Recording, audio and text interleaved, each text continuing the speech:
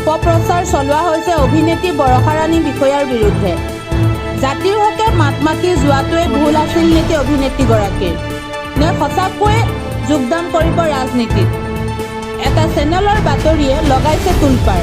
কিন্তু অভিনেত্ৰীগৰাকীয়ে স্পষ্টভাৱে কৈছিল যে তেওঁ কোনো দলত যোগদান নকৰে।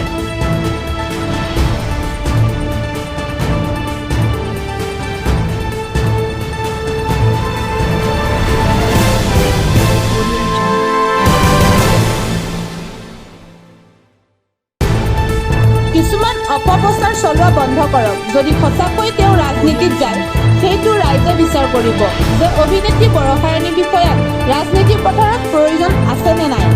চাই থাকিব দৰ্শন নিউজ।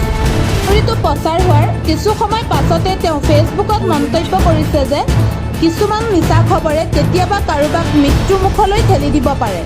তেওঁ আকৌ ফেচবুকত মন্তব্য কৰিছে যে একো নকওঁ, সঁচা মিছা সময়ে বিচাৰ কৰিব, সকলো সময়ত দেখা যাব। অপেক্ষা এতিয়া সময়লৈ। আমি দৰ্শন নিউজেও অপেক্ষা কৰিম সময়লৈ।